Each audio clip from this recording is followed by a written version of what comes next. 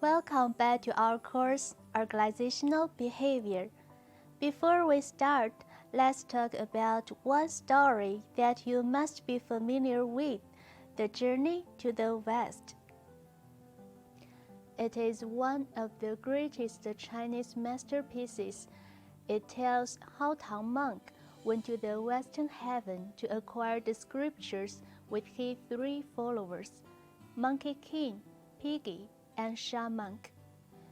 There are many wonderful segments and vivid characters in the story.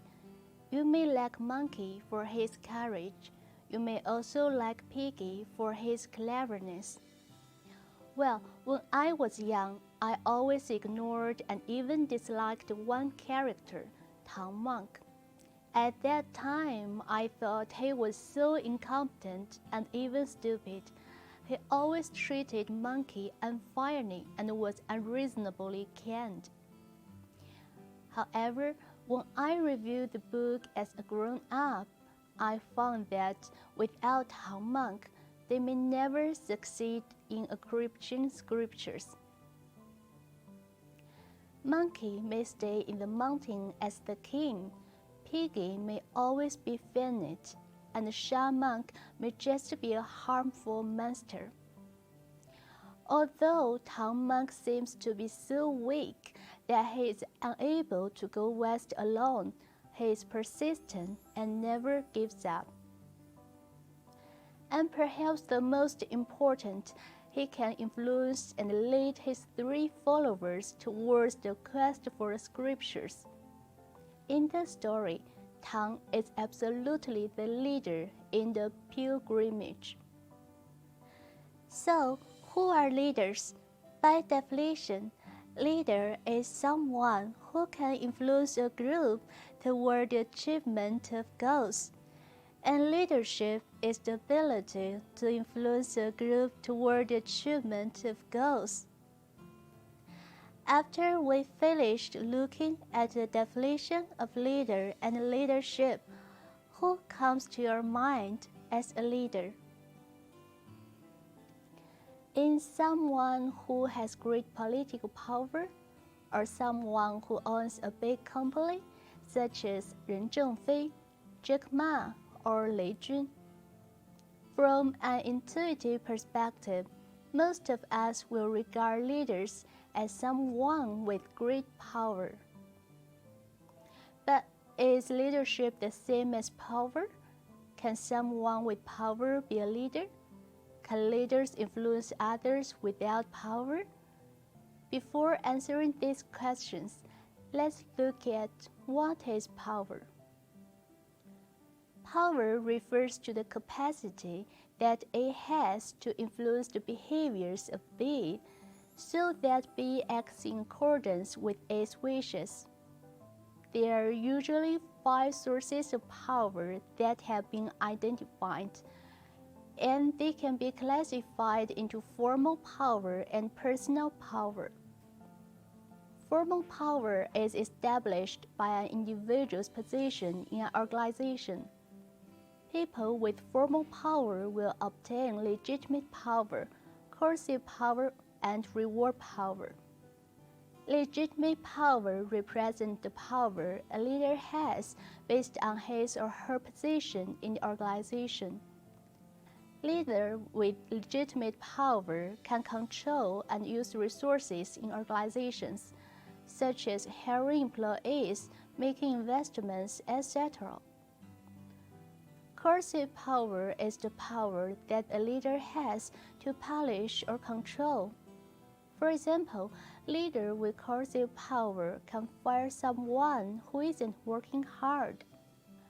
Reward power is the power to give positive rewards, such as money, promotions, favorable performance appraisals, and so on.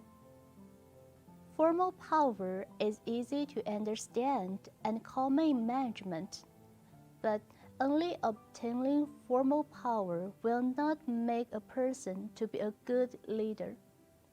Just think about now, in this class, I'm holding the position of leader. I can ask you to listen to my lecture. If you perform well, I'll give you a high grade or you will fail the exam. Absolutely, I can gain your compliance with formal power. However, if this class is very, very boring, you can choose other classes instead of listening to me, right? This means you may not follow me. When leaders won't make others follow, they should seek for personal power. One kind of personal power is expert power. This is the power that bases on expertise, special skills, or knowledge.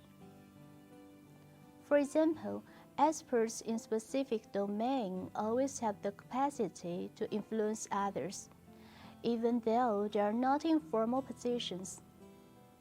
The other kind of personal power is reverent power.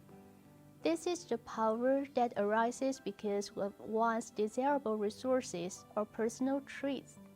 For example, you may have favorite idols, right? Which one do you pick? Well, when we are talking about someone who you pick, it means that those people have some personal characteristics you like. They have charismas. If you admire them, you will want to make associations by pleasing them. In such a way, they will have reverent power on you.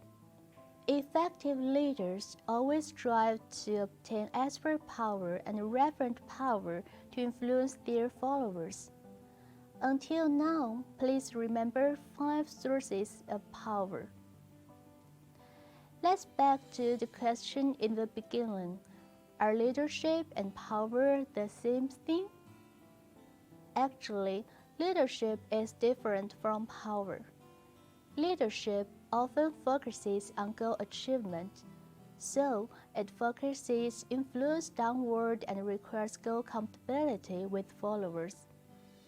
By contrast, power is just used as a means for achieving goals. Rather than requiring goal compatibility from leadership, power is often used to gain lateral and upward influence and requires follower dependence. Leadership and power also have different research focus. While leadership research commonly focuses on leadership styles and relationships with followers, power research focuses on how to use tactics for gaining compliance. In this section, we talked about what is leader, what is leadership, 5 sources of power, and the difference between leadership and power. A leader must have power, but just obtaining formal power cannot make a leader to be effective. Sometimes, informal power is more important. That's all for this section. Bye!